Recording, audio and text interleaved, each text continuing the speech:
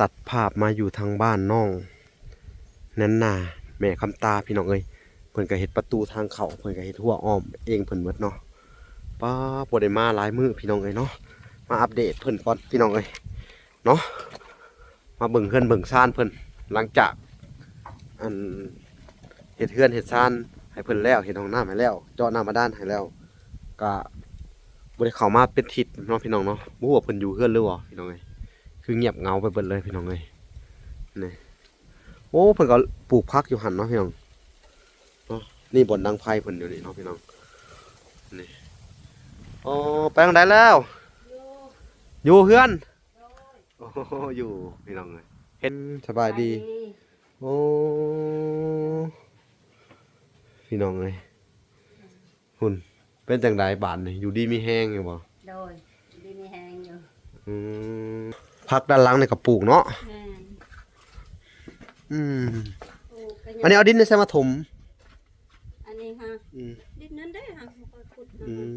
บ่ได้อ๋อหามเอากับเล่นน่ะ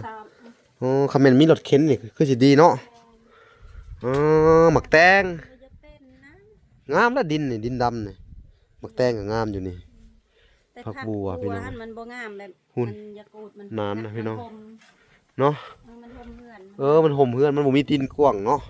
ดินมันหอมพี่น้องเอ้ยปลูกได้ซำนี้ก็โอเคอันนี้มันเป็นผักบัวเป็นอยู่เนาะผักบัวนะปลูกพี่น้องเอ้ยผักเพิ่นใส่อยู่บ่ห้องน้ำนี่ใส่อาบใส่ยังอยู่นี่เนาะอ๋อพี่น้องเลยขอทาอยู่วัดห้องถ่ายห้องนี้ก็ถ่ายอยู่บ่นี่ถ่ายอยู่พี่น้องเลยเนาะคักอันก็คือห้องประกาศซอมประกาศดอกอันนี้อ๋อคือว่าแบบเวลาปลูกแล้วซ่อมเบิ่งอย่างมันประกาศดอกเนาะอาชีพเฮากะอยู่ในบ้านนอกว่าสิเนาะพี่น้องอาชีพเฮากับบ่มีหยังตื่นเช้ามากะออกหาหน่อไม้บ่คำพอได้ขายก็ได้อันเก็บขายเนาะได้กินบ่ได้ขายกับพอได้กินหาขุดเขียดกับพอได้ขายเขาอยากขายเนาะพอได้กินยามแรงเฮานี่มีแต่ขุดเขียดขุดกบเนาะกับปูขุดกับปูกินไปนั่นแหละบ้านนอกเฮาถ้าสิเฮ็ดได้ซะเนาะไปน้ำหมูไปสอนก็ได้กินคือกันปลานักสอนได้อยู่บ่สอนได้สอนอยู่ในไสโอ้กุ้งแห้งลายนี่ใช้กุ้งลายฮะเลาะเสอันนี้น้ำลายเขาหากับอันเปิดอันนั้นเขาอัดฮะบ่บัดน้ำบกจะหน่อยไปสอนโลดพาไปสอนเดี๋ยวขอสิอันน่ะมาชวนเด้อเด้อเนาะคำว่าอันสอนกุ้งสอนปลานี่ก็หลายเห็นบ่พอได้กินเนาะ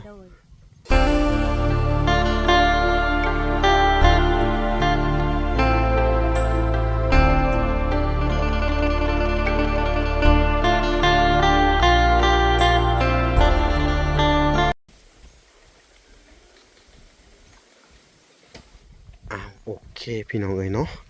ตัดภาพมาอยู่ทางบ้านน้องนั้นน่ะแม่คำตาพี่น้องเอ้ยเพิ่นก็เฮ็ดประตูทางเข้าเพิ่นก็เฮ็ดหัวอ้อมเองเพิ่นหมดเนาะป้าบ่ได้มาหลายมื้อพี่น้องเอ้ยเนาะมาอัปเดตเพิ่นก่อนพี่น้องเอ้ยเนาะมาเบิ่งเฮือนเบิ่งซ่านเพิ่นหลังจากอันเฮ็ดเฮือนเฮ็ดซ่านให้เพิ่นแล้วเฮ็ดห้องน้ำให้แล้วเจาะน้ำบาดาลให้แล้วก็บ่ได้เข้ามาเป็นทิศเนาะพี่น้องเนาะบ่ฮู้ว่าเพิ่นอยู่เฮือนหรือบ่พี่น้องเอ้ยคือเงียบเหงาไปเบิดเลยพี่น้องเอ้ยนี่โอ้เพิ่นก็ปลูกผักอยู่หั่นเนาะพี่น้องเนาะนี่บ่อนดังไฟเพิ่นอยู่นี่เนาะพี่น้องนี่อ๋อไปทางใดแล้วอยู่เฮือนโอ้อยู่พี่น้องเอ้ยเฮ็ดหยังน่ะบ่สบายบ่สบายเป็นหยังพี่น้องเอ้ยบาดนี่ปวดต้นปวดโตเอ้าเดี๋ยวขึ้นไปเด้ออากาศเปลี่ยนขออนุญาตขึ้นไปเด้อพี่น้องเอ้ยนี่โอ้วันนี้มาทิศหนึ่งทิศปลายเนาะสบายดีโอ้พี่น้องเอ้ยหุ่นเป็นจังไดบ้านนี่อยู่ดีมีแฮงอยู่บ่โดยดีมีแฮงอยู่วัดเด็กๆน้อยนี่แหละโอ้ ปกติแต่ละมื้อนี่ไปหาอยู่หากินนะเนาะ ไปหาเครียดไปหาคุดเครียด เออ วันนี้เราไปกินดองแล้วบ่ได้ไป เออเขียดยังเขาไปหาขุดนี่ เครียดหน้านี่แหละ เขียดหน้า แม่น นั่นหน้าไปใส่นั่นน่ะ ไปเข้าโรงเรียน ไปเขาโรงเรียน โดย อ๋อเนาะพี่น้องเอ้ยคักอะไรบาดนี่เนาะ โดย อยู่กัน2คนก็เงียบแน่เนาะ โดย บ่มีเด็กน้อย บ่ มีแต่น้องนั่นนาพี่น้องเอ้ย อยู่สองคนไม่รู้ หน่อไม้แถวนี้ยังหาได้อยู่บ่หน่อไม้ เพิ่นไปหาพอได้อยู่ เนาะ แม่น อ๋อ วันนั้นคอยแกงบักหลาย เออเป็นตาอยากเนาะหน่อไม้ยามนี่เนาะ ๆเป็นบ่อีนั่นน่ะ ฮึ อันทายเอาแล้วก็ส่งให้อันนั้นลูกในบ้านค่ะ อืม หน่อไม้ค่ะ โอ้ ได้มื้อนั้นพอได้เครื่องหมอมันเบาน้อยออกมา บ่ น้อยบ่ได้กิน อืม น้อยที่พิษกระเพาะบ่ได้กินหน่อไม้ อ๋อโดยอ่ะพี่น้องเอ้ยกะสีลงมาอัปเดตเบิ่งทางข้างล่างพี่น้องเอ้ยเนาะ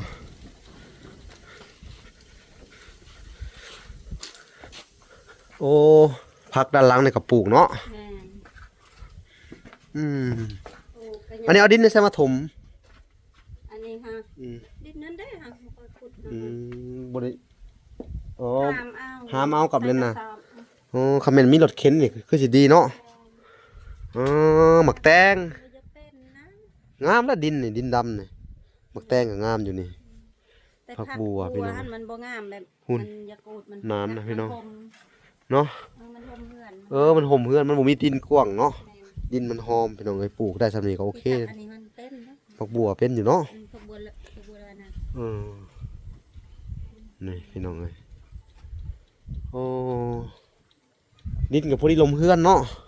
ก็แม่นมีดินก็กว้างปลูกผักเนาะเจ้าก็มักปลูกบ่แฮงอยากปลูกติ บ่มีบ่อนปลูก มันบ่มีบ่อนปลูกพี่น้องเอ้ยผักเพิ่น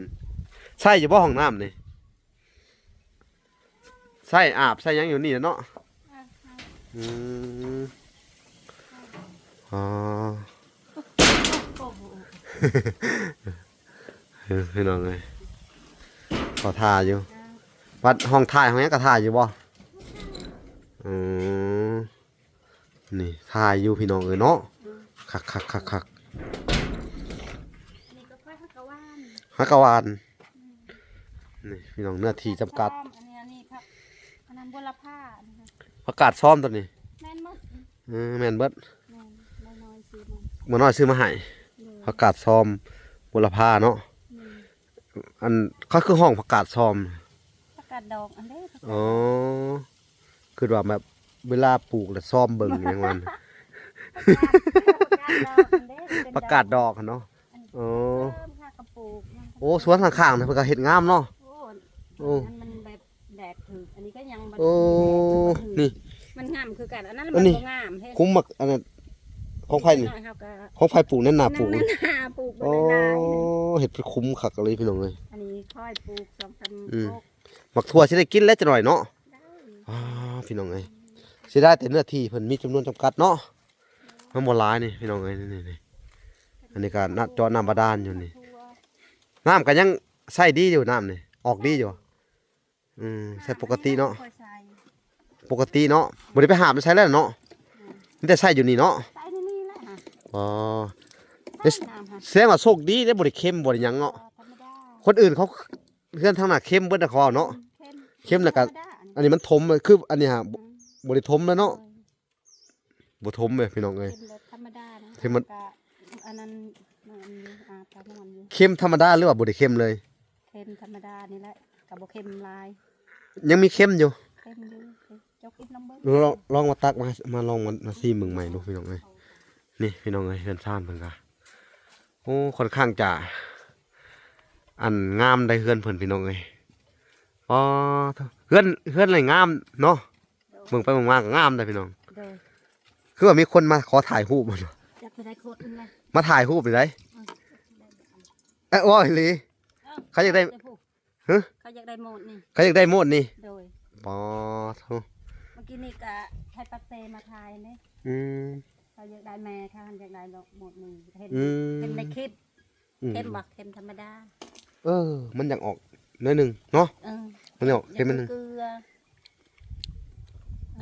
แบบนั้นจืดๆจืดๆเข้มๆนะพี่น้อง ครับบ่ได้เค็ม บ่เค็มหลายเนาะ โดย ผมแสดงว่าบริเวณผังข้างนี้มันอยากติดอันบ่อน้ำเค็มเนาะ บ่ มันมีบ่อเกลือเก่ามันอยู่ตรงพื้นนี่เนาะ แม่นนี่มันเป็นหินอันนี้เด้นี่หินนี่ โอ้ หินอันนี้แล้วก็มันก็เข้มน้ำแบบมันจางแบบ โอ้ น้ำหินคือเฮาเฮ็ดเฮาควัดน้ำสร้างหินหั่นเด้ มันจางเนาะ จางโดย มันคือน้ำดง สร้าหินหั่นเด้ ถ้าน้ำดงนี่มันสิออกว่ารสชาติแบบว่าน้ำมันสิปกติกินได้ปกติเนาะ ทางอดอนหันพันบ่ได้เข้ม เออ กับสำนีคือกันเขา น่ะ จักบอนาดอนอันนี้เขานะครับ บ่ได้เค็มเนาะอืม บ่ได้เข้มบ่ได้ โอ้แสดงว่า ก็ใส่ได้ เฮาอาบเฮายังมันก็บ่ได้เลยนะผืดโต บ่ได้พืชมอนอยู่ ก็อาบปกติกินปกติใช่ปกติเนาะ แต่ว่ากินมันกินมันรสชาติมันบ่เป็นน้ำปกตินะพี่น้องรสชาติมันจะออกแบบว่าเจ้าลาวแบบว่าจางๆนะเขาว่าแม่นเนาะเขาว่าชาวบ้านเฮาเนาะ อาบนี่มุงมันได้หาหุบ ขี้ไข่ก็ออกขนาด ออกนะน้ำมันเข้มมันเข้มออกนะ โดยเนาะ แต่เขากินหันเขาต้มหันมันกาม เนาะพี่น้องเอ้ยแต่ทรงเฮือนเพิ่นงามพี่น้องเพิ่นเฮ็ดงามแล้วก็คนก็หลายคนมาแวะถ่ายรูปติ โดย เขาว่าเบิดแถวเขตนี่มีแต่เจ้าเลยเนาะ โดย เฮือนงามเขาว่าตินะ แม่น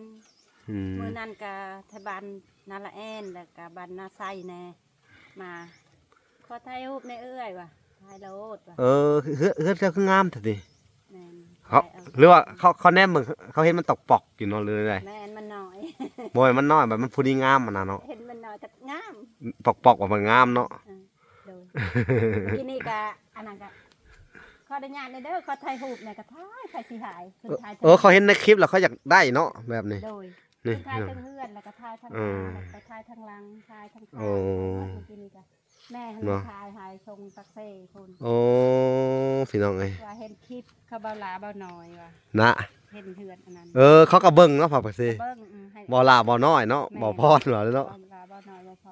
แสดงว่าคนฮู้ทั่วประเทศได้อจุเจ้านี่เนาะ เฮือนนี่มันจะอารมณ์ พี่น้องเอ้ยเนาะคนเบิ่งหลายได้อจุเจ้านี่ก็แสดงว่าเนาะ ร้าย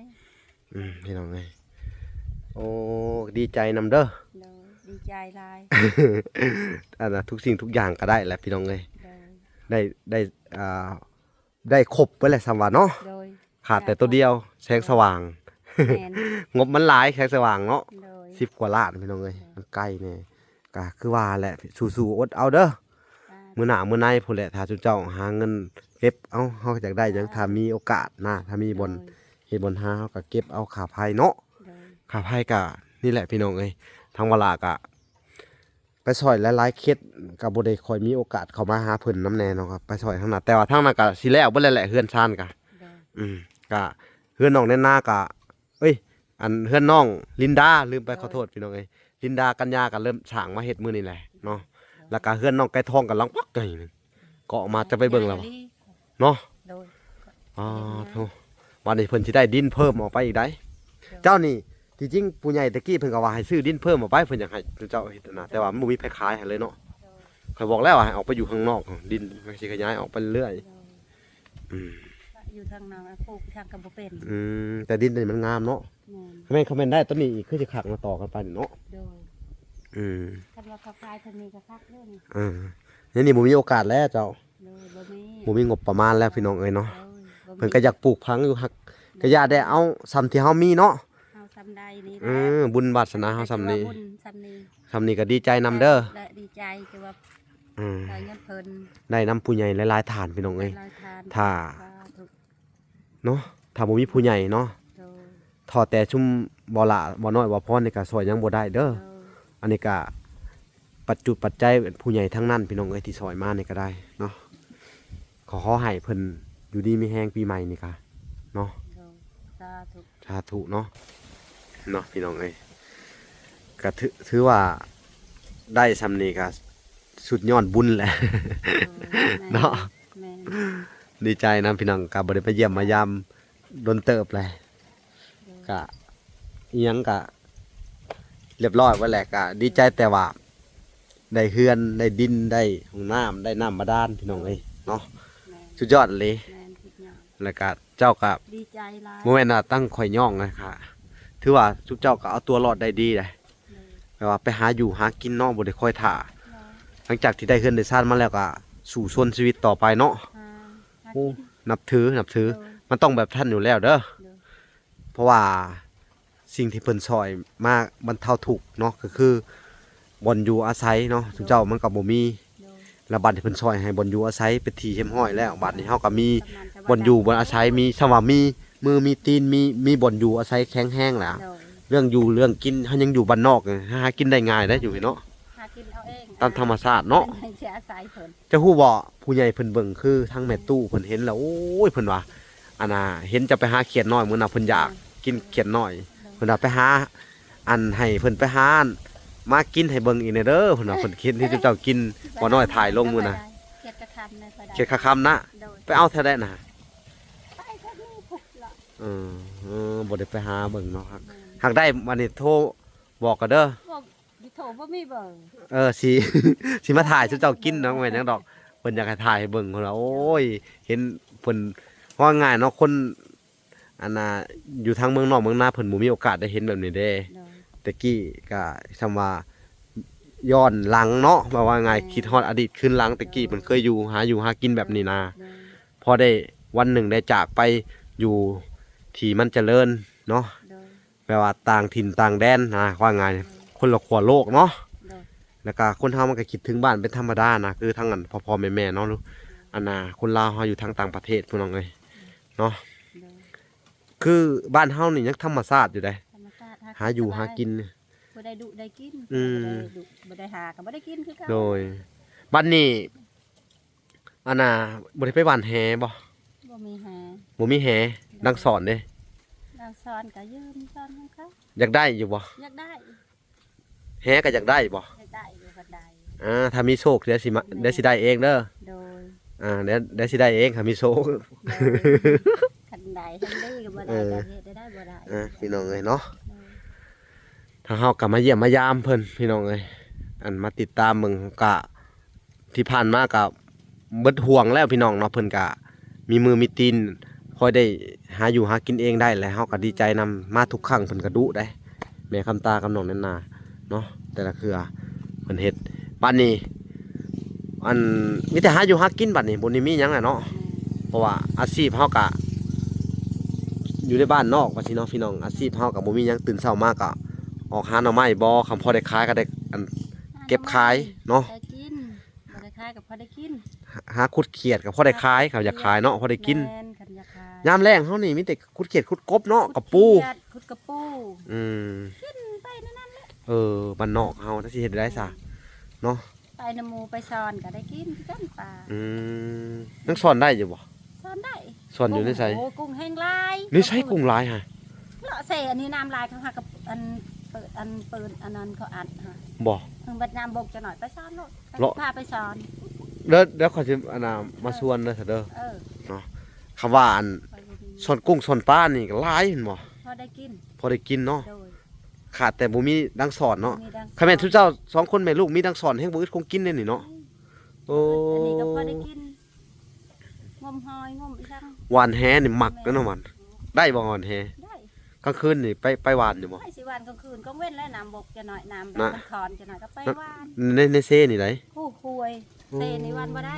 มันมีห่วยบ่ มีห่วยผู้ทางผู้ ห่วยทางผู้ใด นี่ห่วยที่ได้ทางนี้ อืม น้ำมันคอนเป็นหวังมันขาดหวังจะหน่อยโอ้มึงวันทวาน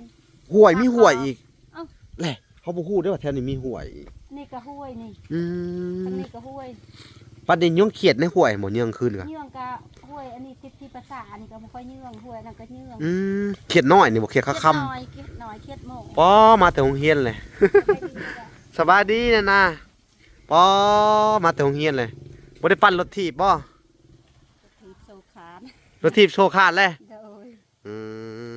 รถถีบโซขาดพี่น้องเอ้ยแพงบ่โซมันน่ะอืม บ่จักก็บ่เคยสายเขาก็บ่จัก เดี๋ยวสิให้เพิ่นไปเปลี่ยนโซใหม่พี่น้องเอ้ยเนาะได้ยางเอาแล้วถีบโซขาดแล้วบัดนี้จอดไว้ใช้อยู่เฮือนปานนั้นพุ่นเนาะ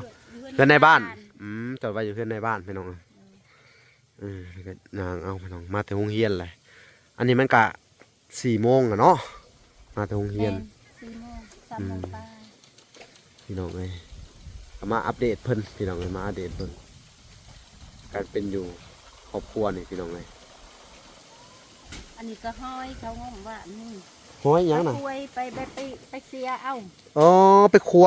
ไปครัวเอา ไปครัวหอยอู้ไปครัวอยู่เส้นนี่คือ ครัวตำนองคุมโบม โอ้ขุมโบม พี่น้องเลยว่าเบิดอยู่เบิดกินพี่น้องเลยครอบครัวนี่ขยันบ่อดตายหรือเนาะ ต้มแมลงนี่แหละ ต้มมื้อแรงเนาะ อืม คักอะไรพี่น้องเลย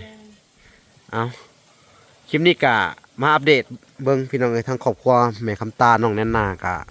หลังจากที่ซอยเรือไปแล้วเพิ่นก็หาอยู่หากินปกติของเพิ่นเนาะก็มีอยู่มีกินอยู่พี่น้องเลยก็ดีใจนำเพิ่นโอ้ยดีใจนำเด้อ ดีใจร้าย ดีใจหลายๆเพิ่นว่า ยิ้มได้เป็นวันที่เฮาอันน่ะโชคชะตาก็ว่าแม่นเนาะเป็นปีที่ว่าเฮายิ้มได้เลยก็ว่าแม่นถ้าแม่นตะกี้ถ้าบ่พ่อสู้เฮาหน่อยอันน่ะทีมงานสู้เฮาบ่เข้ามานี่ก็โอ้ยเพิ่นสิ ได้เลย สิเป็นจังได๋ล่ะบัดนี้เนาะ จักสิเป็นจังใดแล้ว อ๋อ เป็นแบบใดบ่จัก ก็ไปหาไสหรือว่าหาขออยู่ดินๆเขาแหละก็ตอบน้อยๆคือเก่าแหล้วเนาะ ดูกระตอบมันแหละกระตอบอันชาวบ้านเฮ็ดให้หั่นแหละ อื ไปสิ ม เฮ็ดให้ อันนี้ดินนี่ก็จังเป็นของเขาท่านได้ซื้อตะกี้เนาะ โดย เขาเป็นเฮาบ่ผ่านมาเห็นทุกเจ้าเนาะ โดย อืมกระต๊อบตัวนี้เลยก็มันก็บ่ได้มั่นคงแน่ โดย ก็ถ้าว่าบางคน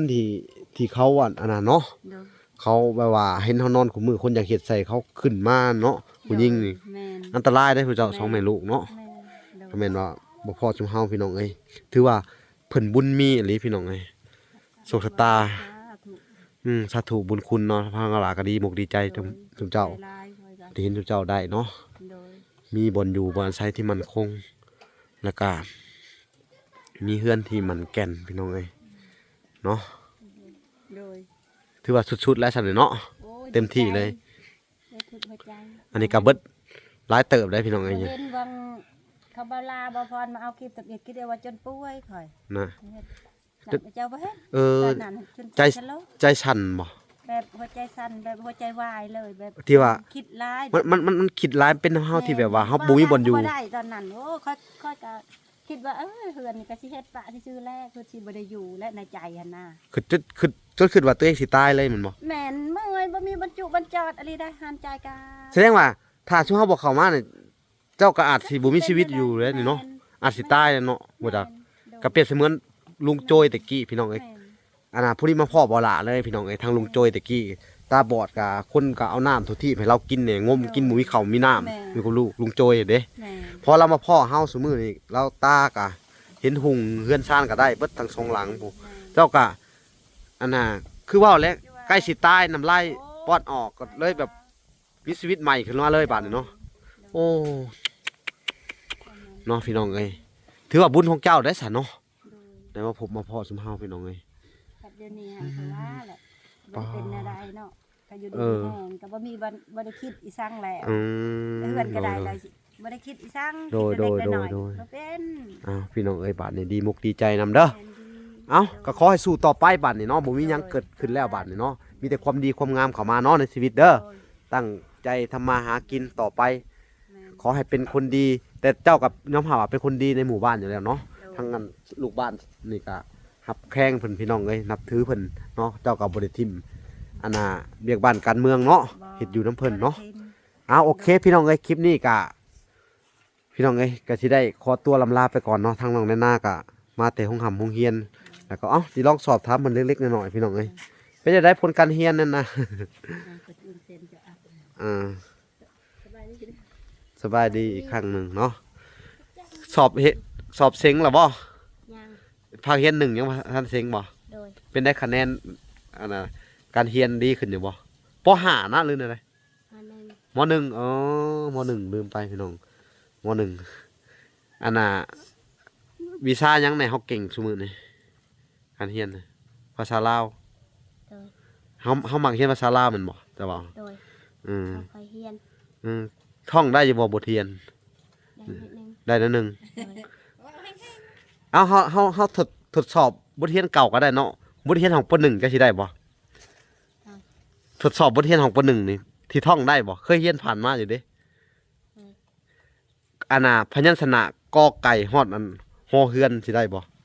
ได้ เอาลองท่องดูทดสอบ ไก่ขอไข่ขอควายงองัวจอจอกซอเสือซอสางยอยุงดอเด็กตอตาเพิ่งพอพ้นพอพูพอไผ่มอแมวยอยาลอลิงลอละคังอหานโอเฮือน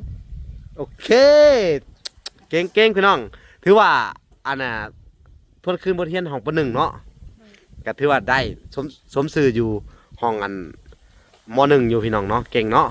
ตั้งใจเรียนเด้อน้องนาเด้อ โดย โอเค เป็นกำลังใจให้คือเก่าเด้อ โดย สู้ๆต่อไปเนาะ โดย ดีใจดีมกดีใจนำเด้อถ้าแม่นทั้งอันบ่ล่ะบ่มาน้องก็สิบ่มีโอกาสได้เรียนครับพี่น้องเนาะคือทั้งอันนี้ก็สุนัขเรียนนี่ก็เป็นทั้งแม่ถอนแก้วพี่น้องเอ้ยซื้อให้เพิ่นแล้วก็มีทั้งรถถีบเป็นในรถถีบชั่วขาดเนาะ โดย มีโอกาสเดี๋ยวอ้ายสิสิเข้ามาแปลงให้เด้อ โดย ที่ถามมึงโซก่อนพี่น้องว่ามันชุดเท่าไหร่สิได้มาเปลี่ยนให้ขี่รถถีบไปคือเก่าเนาะมีแต่โซมันขาดซื่อๆเนาะ โดย อย่างอื่นมันก็บ่ได้เป็นหยังมันบ่ แมน อ๋อสู้ๆเด้อ โดย ตั้งมกตั้งใจเฮียนเนาะพี่น้องเอ้ยเอาโอเค ไปเฮ็ดเวียกเฮ็ดงานซะคดพักคดหญ้าคำมา1ข้าว1น้ำเนาะ โดย มาจากโรงเรียนกะขอแต่เป็นคนดีทั้งเวลาก็ดีใจพี่น้องเอ้ยก็ดีใจที่น้องเพิ่นได้เข้าโรงเรียนเนาะที่มาพ่อเฮาแล้วก็ได้เข้าโรงเรียนได้มีชีวิตใหม่ขึ้นเนาะทั้งแม่เพิ่นแล้วก็ทั้งอันน้องแน่นนาพี่น้องเอ้ยเนาะทั้งเวลาก็ดีมกดีใจนำเนาะเอาโอเคพี่น้องเอ้ยคลิปนี้ก็มาอัปเดตเฮือนชานครอบครัวนี่แหละพี่น้องเอ้ยแม่คำตาน้องแน่นนาเนาะก็ดีใจนำเพิ่นเนาะเห็นเพิ่นหาอยู่หากินได้ตั้งรักได้เนาะมีชีวิตที่ดีขึ้นพี่น้องเอ้ยก็ต้องขอบคุณผู้ใหญ่ใจดีทุกท่านที่ซอยมาในเคสอันน้องแน่นนาเนาะผู้ใหญ่ใจดีที่ซอยผ่านเวลาก็หลายคู่หลายคนมีออกสื่อแน่บ่ได้ออกสื่อแน่พี่น้องเอ้ยก็ขอโทษขออภัยนำเนาะก็ขอให้ทุกคนที่ซอยในเคสนี่พี่น้องเอ้ยให้มีชีวิตใหม่ที่ดีขึ้นเนาะก็ให้จุมเจ้าอยู่ดีมีแฮงเด้อปีใหม่นี่ก็ความเจ็บอย่าได้ความไข้อย่ามีหายเจ็บหายไข้หายพยาธิโรคคาปราศจากโรคภัยไข้เจ็บต่างๆนานาพี่น้องเอ้ยมีแต่ชีวิตใหม่ๆเข้ามาปีใหม่ปีเมืองก็ได้เนาะให้มีแต่สิ่งใหม่ๆเนาะร่ำรวยเงินทองประสบแต่ความสำเร็จเนาะในหน้าที่การงานเนาะเอาพี่น้องเอ้ยกะบุญคำนำชูพี่น้องเอ้ยสุกยู่ให้ชุมเจ้าเนาะทานไปแล้วคือว่าอะไรให้เป็นเงินแก้วเงินทิพย์ให้ไหลคืนตอบแทนชุมเจ้ามา10,000 เท่าแสนเท่าล้านเท่าสาธุเป็นมหาเศรษฐีสาธุร่ำรวยเงินทองโอเคพี่น้องเอ้ยเวลากาสิได้ขอตัวลำลาไปก่อนคลิปนี้กะพบพอกันใหม่อีกคลิปหน้าคลิปนี้ขอกล่าวคำว่าสบายดีและสวัสดีพี่น้องเอ้ยพอกันใหม่บ๊ายบาย